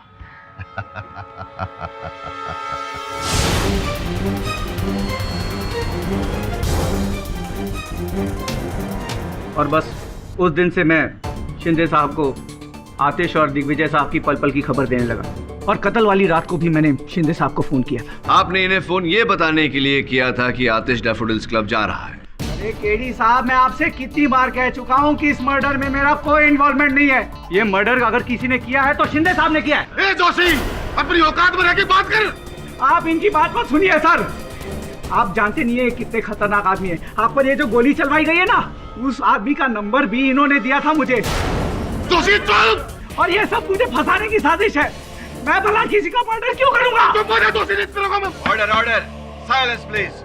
योर ऑनर, मैं मिस्टर महेश शिंदे को कटघरे में बुलाने की अनुमति चाहता हूं। योर ऑनर, पाठक साहब पहले भी शिंदे जी को यहाँ पे कटघरे में बुला चुके हैं और आतिश खुद कह चुका है कि जब वो डैफोडिल्स पब में अंदर घुस रहा था तब उसने खुद शिंदे जी को पब से बाहर निकलते हुए देखा है। योर ऑनर, नए साक्ष्य की रोशनी में प्रश्न भी नए। Objection overruled. शिंदे साहब, ऐसा कहा जाता है कि आप दिग्विजय पाटिल साहब के बड़े भाई सूरज पाटिल साहब के बहुत करीब थे, बहुत चहीते थे उनके। जी हाँ, वो मेरे राजनीतिक गुरु थे। जब दिग्विजय पाटिल साहब दल के प्रधान बने तो दल छोड़ क्यों दिया? क्योंकि मैं इनके विचारों से खुश नहीं था। विचारों से खुश नहीं थे या इनकी ईमानदारी से खुश नहीं थे? क्या ये सत्य नहीं है कि जब इन्हें पता चला कि जनता में आपकी छवि मैली है तो इन्होंने आपको टिकट देने से इनकार कर दिया? यही कारण था कि आपने इनके साथ दुश्मनी कर ली। एक्सक्यूज मी पाठक साहब, क्यों पाठक साहब आवेश में आके किए गए एक साधारण मर्डर को आप कोई भी हत्या साधारण नहीं होती मिस्टर जायसवाल, विशेषकर मैनेजर शेट्टी की हत्या, योर ऑनर। क्योंकि इस हत्या से आतिश पाटिल और दिग्विजय पाटिल का नाम मट्टी पलित हो जाता और इसका सबसे अधिक लाभ शिंदे साहब। मान लीजिए कि अगर ये बात सही भी है तो क्या ये काफी नहीं है साबित करने के लिए शिंदे जी ने आतिश को फंसाया है? अगर मैं ये साबित कर दूं कि शिंदे साहब का कथन कि ये डैफोडिल्स पब से हत्या के आधे घंटे पहले निकल गए थे, ये वाक्य झूठ है, तो क्या कहेंगे? मैं ये कहूंगा कि आप ही से सीखा है पाठक साहब कि बोलो मत करो। करूं? चलिए बताइए कि जब आपने प्रस्थान किया डैफोडिल्स पब से तो किस प्रकार अपने वाहन में गए थे आप, अपनी ही गाड़ी में? क्या मतलब? नहीं, मतलब ये है कि होता है कभी कभी कुछ खराबी आ जाती है गाड़ी में तो व्यक्ति टैक्सी, रिक्शा, बस, पैदल, साइकिल आदि ऐसा कोई और वाहन का प्रयोग करता है, उपयोग करता है। आप कैसे गए थे? अब ऐसा कुछ नहीं है, मैं अपनी कार से गया था। तो फिर ऐसा कैसे हुआ शिंदे साहब कि आपकी गाड़ी हत्या के आधे घंटे बाद तक डैफोडिल्स पब के पार्किंग लॉट में ही खड़ी थी?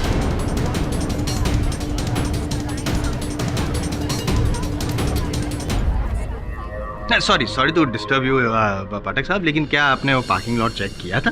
नहीं मिस्टर जायसवाल, मैंने पार्किंग लॉट चेक नहीं किया क्योंकि उस समय मैं डैफोडिल्स पब में उपस्थित नहीं था जिस समय हत्या हुई।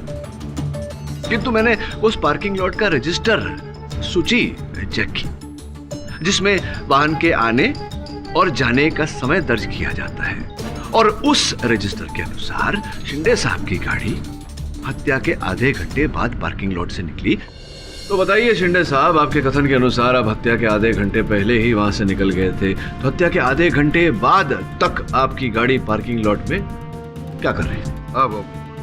अब याद आया नेताजी बताइए।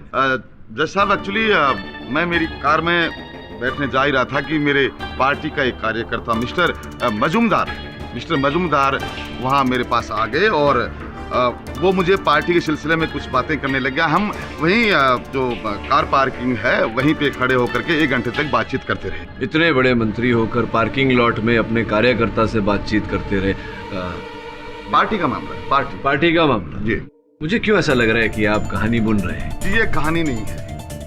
आप चाहें तो मैं मजूमदार को यहाँ अदालत में बुला सकता हूँ जो ये बयान दे सकता है कि मैं उनके साथ 1 घंटे तक वहाँ चर्चा कर रहा था। सॉरी, एक और बार डिस्टर्ब कर रहा हूँ, सॉरी। और मानना पड़ेगा कि आप काफ़ी पैतरे आजमा रहे हैं। इस ऐसी तबीयत के बावजूद भी काफ़ी मेहनत कर रहे हैं, लेकिन साबित नहीं कर पाए सर आप कि आतिश के अलावा किसी और ने खून किया। मुझे लगता है योर ऑनर, अदालत का वक्त बर्बाद किया जा रहा है। मैं रिक्वेस्ट करूँगा कि आप फैसला सुना दीजिए। मिस्टर पाठक, कोई और सबूत पेश कीजिए। आपके सबूतों से यह साबित नहीं हो पा रहा है कि खूनी आतिश नहीं कोई और है। अगर आपके पास सबूत है तो ठीक, वरना यह अदालत अपना फैसला सुनाएगी।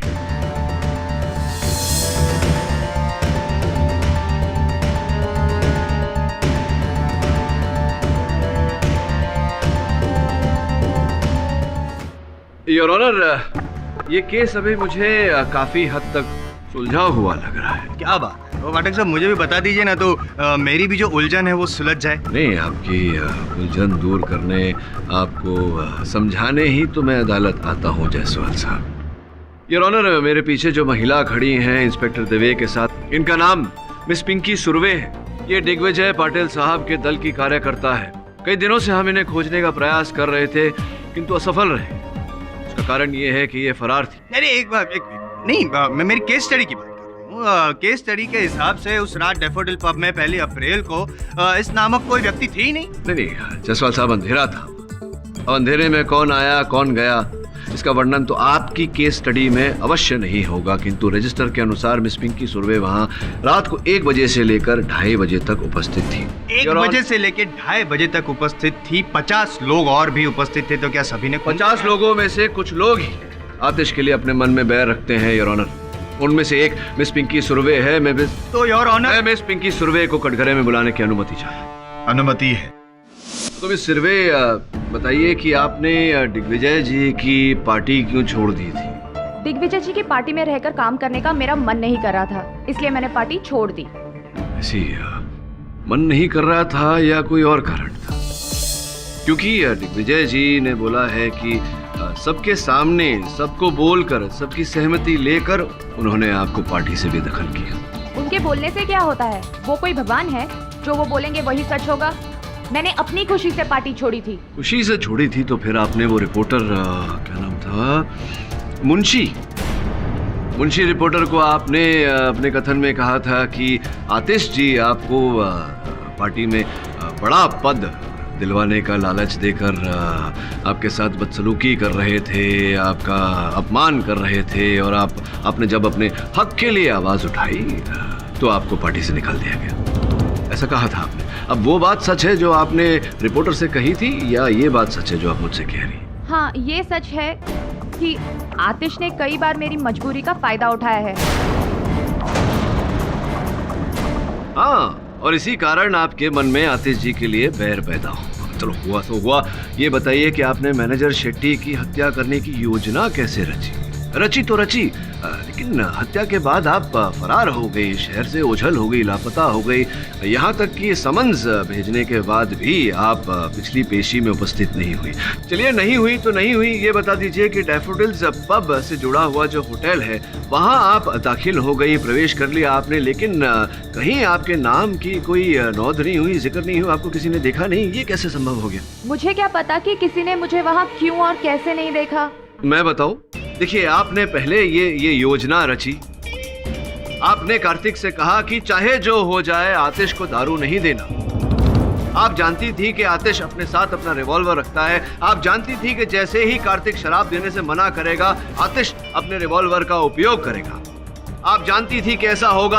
आपने किसी और व्यक्ति को नियुक्त किया था जो उसी समय बिजली काटने वाला था, वहां अंधेरा करने वाला था, और जैसे ही वहां अंधेरा हुआ आप घुसी और आपने आतिश के रिवॉल्वर द्वारा मैनेजर शेट्टी पर गोली चलाकर उसकी हत्या की।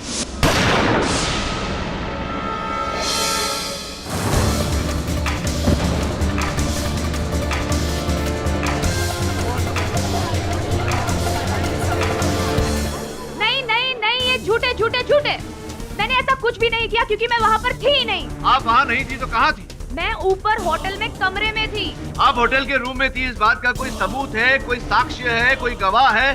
कैसे साबित करेंगे कि आप होटल के रूम में थी, डैफोडिल्स पब में नहीं थी उस समय? मेरे साथ उस वक्त होटल के कमरे में मिस्टर महेश शिंदे मौजूद थे।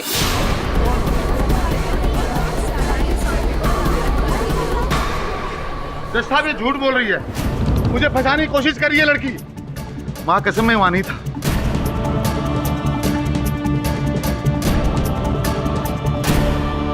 इनसे भयभीत होने की कोई आवश्यकता नहीं, आप विस्तार में बताइए क्या हुआ था उस दिन? सर, मेरा मतलब सिर्फ टिकट पाना था, किसी का मर्डर करना नहीं। मैं जानता हूँ मिस सुर्वे कि आप किसी की हत्या करने का उद्देश्य नहीं था आपका, आपने किसी की हत्या की नहीं है। मैं ये भी जानता हूँ कि उस रात आप पब में नहीं, होटल के कमरे में ही थी। सिर्फ ये जानना चाहता था कि किसके साथ आप थी, इसलिए दबाव डाला। अब केवल ये जानना बाकी है योर ऑनर कि ये उस कमरे में पहुंची कैसे, और ये जानने के लिए मैं मिस्टर महेश शिंदे को एक बार फिर कटघरे में बुलाना चाहता हूँ। अनुमति है। हाँ तो मिस्टर शिंदे, वो जो कार्यकर्ता जिसके साथ भेंट हुई थी आपकी पार्किंग लॉट में, वो मिस्टर मजूमदार नहीं, मिस सुर्वे थी। जब इन सब बातों का पता चली गया है तो हाँ, ये सच है। और इस सच्चाई के पीछे छिपा हुआ बड़ा सच, वो भी तो जानना बाकी है। ये प्रमाणित करना बाकी है अदालत में कि आपने ही मैनेजर शेट्टी की हत्या। एक्सक्यूज मी योर ऑनर, जब ये साबित हो चुका है कि शिंदे साहब ऊपर कमरे में थे, मतलब जब खून हुआ तब वहाँ पे वो नीचे थे ही नहीं, तो फिर ये शक करने का और ये सवाल पूछने का सवाल ही पैदा नहीं होता। आपके इस प्रश्न के पीछे जो सच्चाई छिपी है वो सुन लेंगे तो आपकी उलझन पूरी पूरी दूर हो जाएगी। सुनिए योर ऑनर, हुआ कुछ ऐसा था।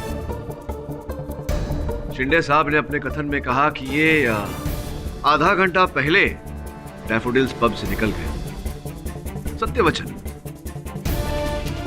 लेकिन इन्हें फोन आया था पाटिल साहब के पीए जोशी का, जिन्होंने इन्हें बताया कि आतिश डैफोडिल्स पब जा रहा है। उसी समय इन्होंने ये योजना बनाई। इन्होंने मिस पिंकी सुर्वे को वहां बुलाया।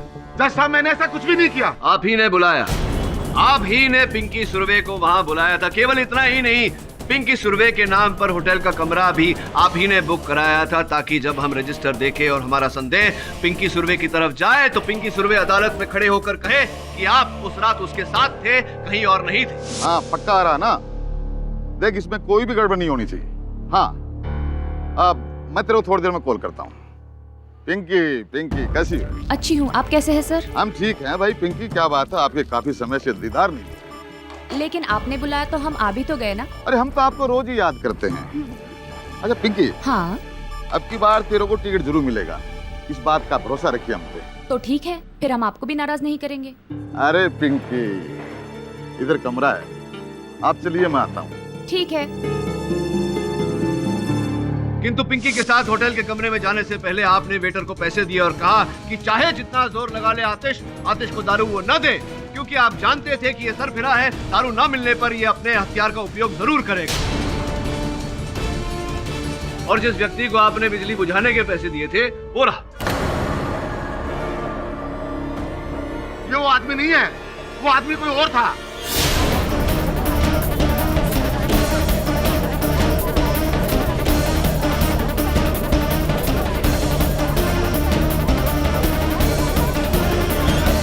मतलब आपने पैसे दिए थे किसी व्यक्ति को बिजली काटने के लिए?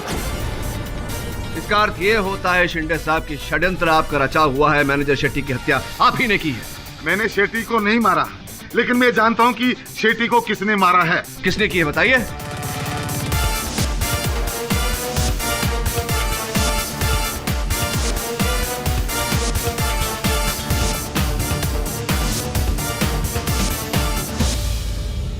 गौरांग। जोर से बोलिए। किस गौरांग ने?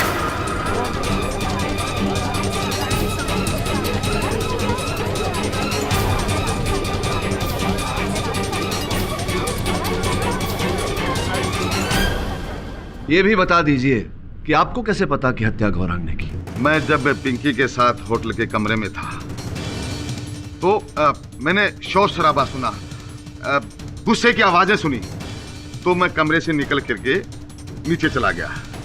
नीचे जाकर के मैंने देखा कि आतिश ने किसी को मार दिया है, किसी का खून कर दिया है। अब उसके बाद जब मैं वापस मेरे होटल के कमरे में आने लगा तो हेलो दिवाकर, गौरांग बोल रहा हूँ। सुनो, तुम और तुम्हारे साथी रिपोर्टर्स जल्दी से डैफोडिल्स पब पहुंच जाओ। अरे कोई छोटी मोटी खबर नहीं दे रहा हूँ यार, यहाँ के मैनेजर का मर्डर हुआ है और मर्डर करने वाला कोई और नहीं, दिग्विजय पाटिल का बेटा आतिश पाटिल। ये खबर हर जगह हाईलाइट होनी चाहिए और हमेशा की तरह मेरा नाम आगे नहीं आना, समझे? जल्दी से आ जाओ। हाँ शंकर, बहुत अच्छा काम किया तुमने, एकदम सही टाइम पे लाइट ऑफ। चलो, और सुनो, किसी को पता नहीं चलना चाहिए कि मैनेजर का मर्डर मैंने किया। नहीं पता पड़ेगा साहब। चलो अब गायब हो जाओ, दिखना मत। Come on. गौरांग, मुझे अभी पता चला कि आतिश ने पब में किसी का खून कर दिया है, लेकिन वो खून तूने किया है ये पता ना था। और ये बात अब तुम सबको बता दोगे? अरे ना, मुझे क्या पागल कुत्ते ने काटा है? तुम्हें फंसाने से मुझे क्या फायदा? हाँ, आतिश को फंसाने से मुझे बहुत ज्यादा फायदा होगा। मंत्री जी, रूम बुक करके आप यहाँ क्या कर रहे हैं? ओहो, टिकट बांटी जा रही है यहाँ पर? हाँ, तुम कमरे पर चलो, मैं अभी आता हूँ। भाई ये तो नहले पे दहला हो गया। तुम हमारे राजदार और हम तुम्हारे। मैं चलता हूँ, इंतजार कर रही है।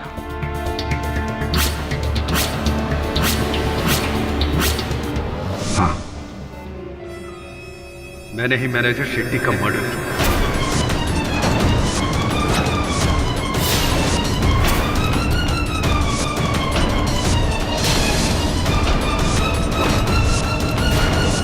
अगर मेरा बस चलता तो दिग्विजय पाटिल और आतिश को भी खत्म कर देता। गौरांग, अदालत में ये प्रमाणित हो चुका है कि मैनेजर शेट्टी की हत्या आपने की है। अब इकबाले जुर्म करना है तो करिए, वरना सत्य उगलवाने के तरीके भी हैं पुलिस के पास भी, हमारे पास भी।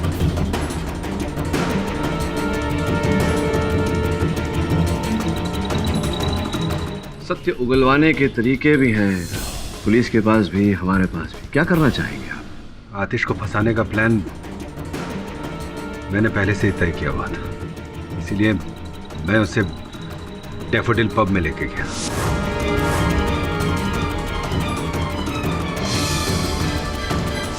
वो जो झगड़ा हुआ था वो भी मुझे पता था वहां पर आतिश को शराब नहीं मिलेगी, वो लोग सर्व नहीं करेंगे और वो इस बात पर हंगामा खड़ा करेगा, क्योंकि ये हमेशा से ऐसा करता है। रुकिए सर, रुकिए प्लीज, ऐसा मत कीजिए प्लीज। प्रॉब्लम क्या मुझे बताइए प्लीज। प्लीज गन अंदर रखिए प्लीज, प्लीज शांत हो जाइए।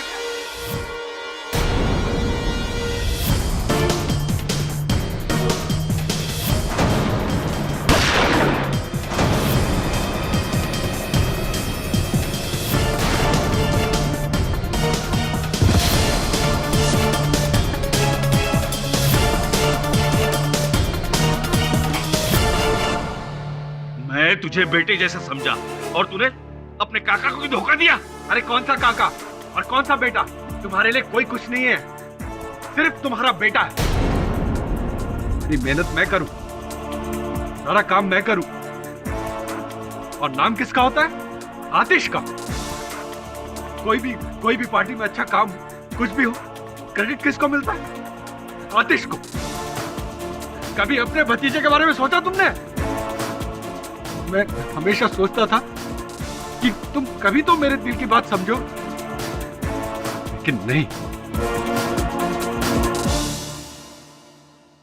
गौरांग भैया, आप एक बार मुझे अपने दिल की बात बोलकर तो देखते।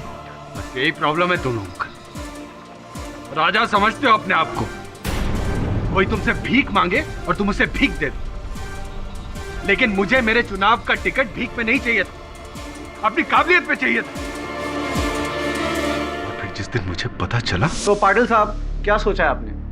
आपके क्षेत्र की बागडोर कौन संभालेगा? असली हकदार तो आतिश से ज्यादा गौरांग है, लेकिन आतिश मेरा खून है। मैं चाहकर भी उसका दिल नहीं तोड़ सकता। गौरांग को मैं समझा दूंगा। उसी दिन मैंने सोच लिया कि आतिश को मैं नहीं छोड़ूंगा। उसके गुस्से का इस्तेमाल करके बर्बाद कर दूंगा मैं उसे। मैंने अपनी प्लानिंग करनी शुरू की।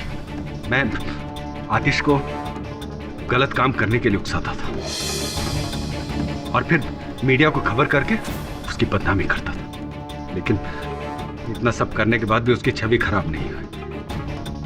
चुनाव का टिकट उसका कैंसिल नहीं हुआ। तब मैंने ये मर्डर का षड्यंत्र रचा। शर्मनाक बात है, लेकिन अब क्या करें, राजनीति है ही ऐसा दलदल। कदम रखा तो धंसना तो जरूर है। The defense rests, Your Honor.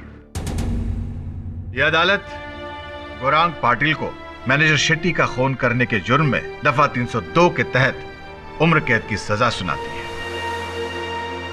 और महेश शिंदे को मिस्टर पाठक पर जानलेवा हमला कराने की जुर्म में दफा 307 के तहत 8 साल कैद की सजा सुनाती है और आतिश को खूनी करार ना देते हुए शराब पीकर किसी की जान लेने की कोशिश करने के जुर्म में 2 साल की सजा सुनाती है।